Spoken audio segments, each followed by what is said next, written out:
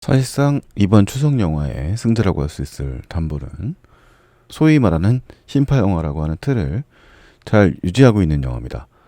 다만 이 영화의 표현 방식은 그 이전에 신파 영화의 틀에 비하면 비교적 순한 맛이라고 할 수 있을 것 같습니다. 전체적인 구성은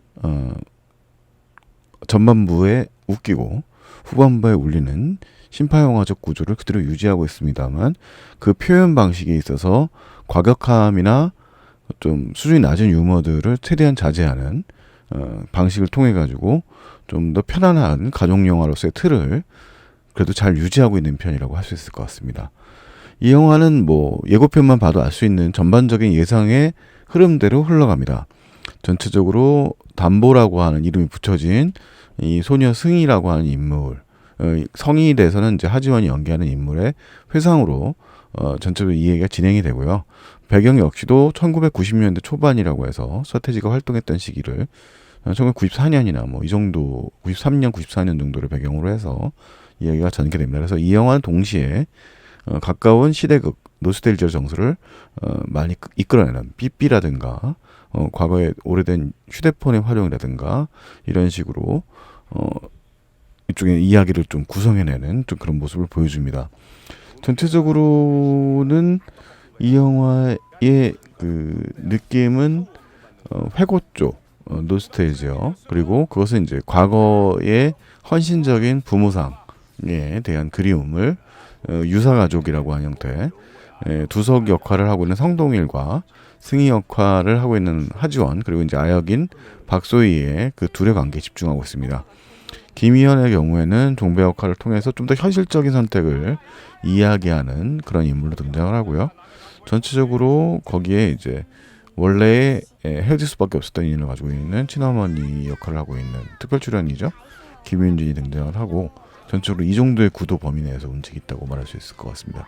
매우 영화 자체는 유사 부자 관계를 형성하는 유사 부녀 관계를 형성하는 이 두석과 승희 역할에 집중하고 있다고 말할 수 있을 것 같습니다.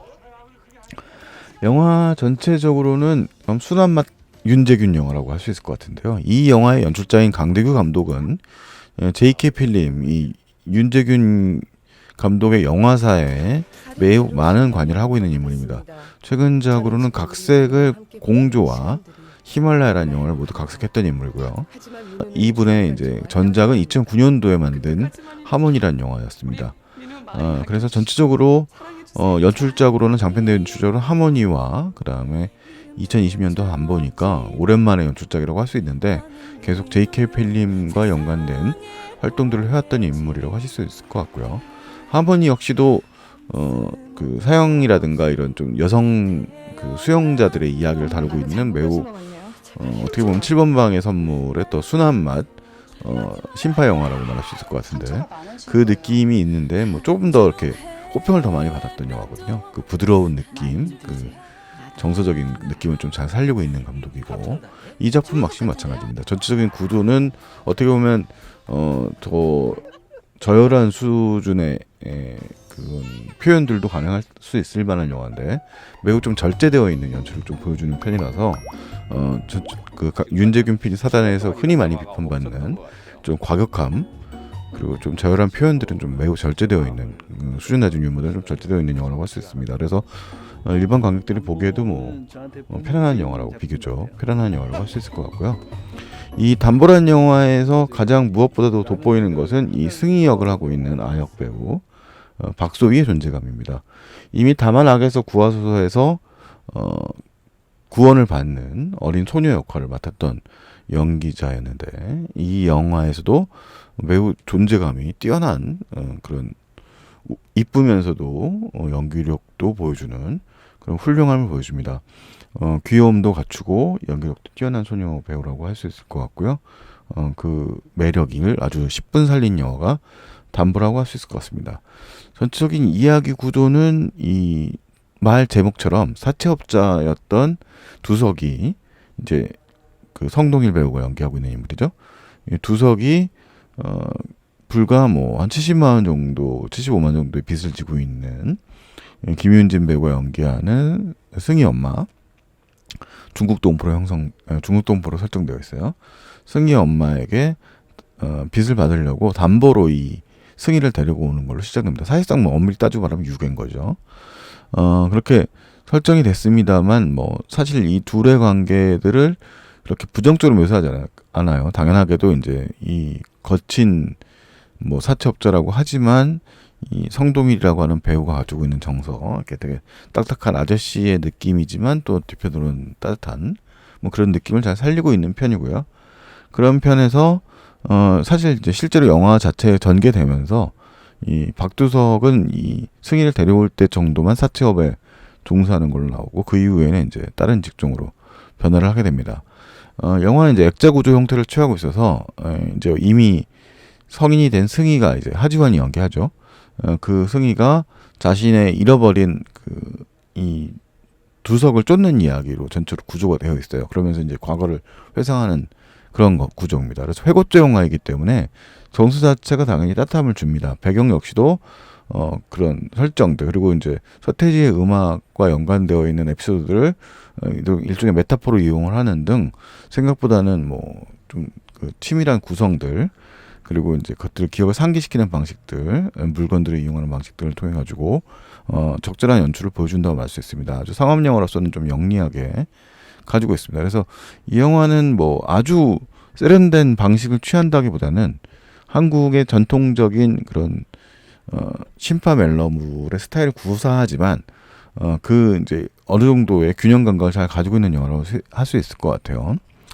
거기에 이제 이 영화의 또 장점이라고 말하면 얼굴의 영화라고 말할 수 있을 것 같아요. 그 적절한 그 배우들의 표정 연기들, 그러니까 한국 배우들이 연기력이 떨어지지 않는다는 건 뭐 잘 알려진 사실이거든요. 연기력이 매우 뛰어난 배우들이고 실제로 이 영화에서는 이제 감독과의 인연 때문이겠습니다만 작은 역할까지도 뭐 특별 출연 역할로 뭐 나문희 배우라든가 김윤진 배우라든가 이런 배우들이 담당을 하고 있어서 그 배우들이 이제 그런 정서적 공감대를 끌어내는데 아주 실력을 잘 발휘하고 있습니다. 물론 이제 말씀드렸던 것처럼 이 아역인 박소희의 연기력이 뭐 압도적이라고 말할 수 있을 것 같고요. 성동일 배우의 그 예의 특유의 연기력 역시도 잘 발휘되고 있는 편입니다. 김연 배우는 요즘에 이제 악역으로 나오다가 이 영화에서는 이제 서포팅한 역할을 담당하고 있는데 요즘에 이제 예능 같은 데서 성동일 배우랑 같이 이제 등장하는 그 구도들 그런 구도들이 이 영화에서 적절하게 그 정도 유지되어 있는 정도로 등장을 합니다.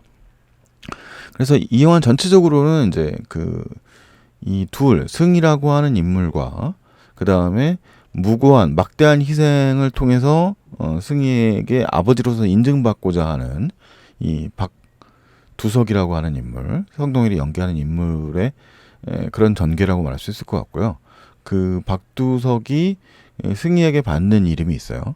이제 그 LG 트윈스의 플랜카드에서 가져오는 인물들이 또 일종의 키포인트를 발휘하고 있고요. 그래서 전체적으로 그것이 이제 이룩되는, 그러니까 우리가 보면서 전개 과정에서 뭔가 이제 완성되지 않았다가 그 둘의 관계가 완성되어야 하는 과정들과 그것에 이제 그 과거의 회상에서의 하이라이트, 그 다음에 찾아내던 박두석이라고 하는 인물을 찾아 나섰던 이 성인 승희 하지원과 하지원의 이제 아버지를 찾아내는 그것들의 포인트가 연결이 되는 이제 한국형 가족 멜로 드라마의 그 방식들을 이제 액자 구조로 완성시키는 형태로 구성되었다고 말 수 있을 것 같습니다. 그래서 정서적으로 매우 그냥 편안한 대중 영화로서 보는데 부담이 없습니다. 사실상 뭐 말씀드렸던 것처럼 이 영화가 뭐 그 어떤 세련된 영화라기보다는 그런 대중적 감각들을 끌어내는 정서적 감각을 끌어내는데 능력을 발휘하고 있는 영화고 그 역할에 충실한 그 역할을 잘 해내고 있는 영화라고 할 수 있을 것 같습니다. 미덕이라고 한다면 그런 좀 과격함의 유혹, 사실 뭐 이 아이가 승희가 겪는 고난 같은 경우에는 어떻게 보면 좀 폭력적으로 묘사될 수 있는데 그 지점을 대중들이 불편하지 않을 정도로 잘 조절하는 것도 강대규 감독의 능력이죠. 아주 대중들이 봤을 때 사실은 더 밀고 들어가자면 불편한 얘기들이 굉장히 많을 만한 이야기들이 전개되었는데 그 얘기들을 다 적절한 선에서 끌어버리면서 일종의 뭐라고 할까요? 봉합해버리는, 그러니까 이제 그런 모순들, 사실 따지고 보면 이 영화의 만남 자체가 일종의 사채업자의 유괴에 가까운 일로 시작이 돼서 승희가 겪는 이런 과정들도 이제 어른들의 이익 때문에 활용되는 뭐 그런 문제들이 분명히 작동을 하는데 영화는 이제 그 부분들을 이제 부드럽게 넘겨버리는 그 정도의 모습을 잘 보여주고 있다고 말할 수 있을 것 같습니다. 그래서 담보는 어떻게 보면 가족들끼리 가서 이 영화를 보더라도 뭐 그렇게 불편하지 않을 정도의 그 방식으로 이제 정서를 잘 살리고 있는 영화라고 말할 수 있을 것 같고요. 이 영화에서 좀 주목할 만한 점은 그동안 이제 한국 영화에서 중국 동포를 표현하는 방식 자체가 조금 약간 어떻게 보면 이입된 외계인 또 좀 과격한 존재들 뭐 이렇게 이방인 같은 느낌을 잘 표현하는 그런 식으로 좀 표현하는 경우가 사실 많았었는데 이 영화에서는 뭐 그렇게 과격하지 않고 어떻게 보면은 우리 그 근처에 있는 이웃처럼 묘사해 보이는 보는 모습들 자체가 조금은 좀 달라진 시각들을 좀 보여주는 것 같아요. 약간 뭐 따지고 보면 또 문제가 없을 수는 없겠습니다만 어쨌든 간에 그런 시각들이 약간 들어 있어서 뭔가 좀 조금은 달라진 그런 태도가 느껴지는 영화이지 않나 싶습니다. 이상 담보에 대한 좀 제 얘기를 봤습니다. 물론 전반적으로 호평이 많이 들어있는 것 같은데 어디까지나 이 영화가 이제 대중 영화의 감각의 틀 안에서는 그렇게 보인다라고 말할 수 있는 부분이니까요. 뭐 각자의 감상에 충실하게 이해하시면 될 것 같습니다. 그냥 편안한 영화예요. 네, 이상 담보 말씀드렸습니다. 다음에 보물이 된다. 그럼 내가 아저씨 보물이에요?